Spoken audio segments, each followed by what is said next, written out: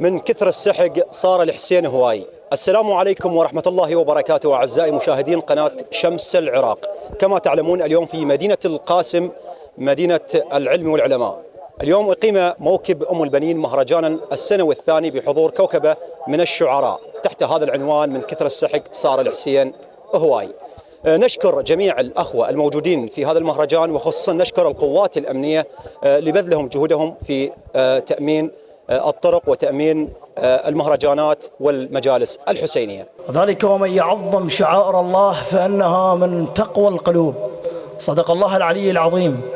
أعظم الله أجورنا وأجوركم بذكرى استشهاد آل بيت محمد، سائلين العلي الجليل أن يمن علينا بقبول هذا القليل ببركة الصلاة على محمد وآل محمد.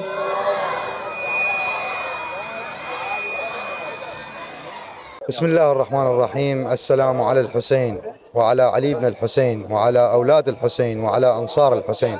عظم الله أجورنا وأجوركم باستشهاد أهل بيت النبوة. نشكر موكب أم البنين لإقامة هذا المهرجان السنوي الثاني. وفي هذه المناسبة الأليمة مقطوعة للإمام العباس ابن أم البنين سلام الله عليه.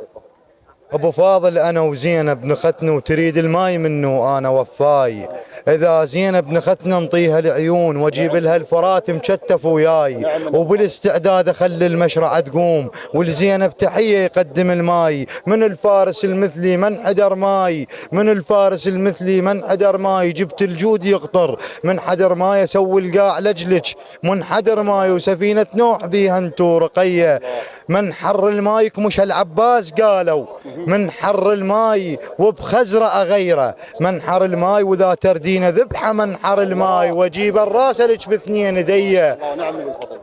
إذا ما سيف يوفي من سيوفي عجيبة تقول ينسى من سيوفي أعد السيف زلمة من سيوفي ويا راس اللي عجبه يجيبه لي. وقف عباس يسأل مشتهى السيف يا هل عاجبك من هاي الأرقاب، أصلهم طين بس ما أريدهم طين، عليك بداع تترجعهم تراب، متحزم عليك صار السيوف عيب ترد تنام بحضن القراب، أريدك مثل ويا ينشد عليك مو بذنب رقب تترد للجواب.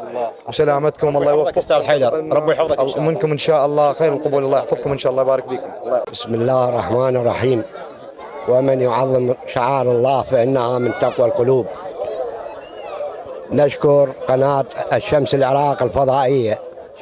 نحن قدام موكب أم البنين المتواضع لحضورهم وتحملهم عناء السفر وما قدموه من إبداع في حب الحسين، والشكر موصول إلى الأخوة المصورين، إلى الكادر التصويري، وإلى جميع الحضور. لكم الشكر إن شاء الله، أجرنا وأجركم على الله.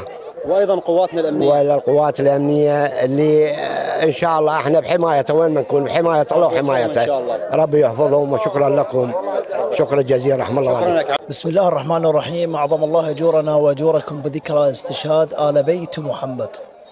نسأل الله العلي الجليل أن يمن علينا بالقبول، وكل الشكر والود والاحترام إليكم أخوتنا الإعلاميين، الإعلامي علي تاغي وكذلك المصور مرتضى الفوازي، وكل الشكر للقوات الأمنية وهذا الجهد المبارك في حماية وتسهيل مراسيم العزاء. في ليلة زفاف الإمام القاسم عليه السلام منعت الأفراح والمسرات لأنه لن يكتمل، بل اكتمل في استشهاده حتى أصبح بيرقا يقتدى به من قبل الشباب الواعي، فاكتفى بوصيته لأمه يم ذكرين من تمر زفت شباب، فخلد في حنان الأمهات ووقدت له الشمعات، فبات بدرا منيرا يستضاء به، فالسلام عليه يوم ولد ويوم استشهد ويوم يبعث حيا.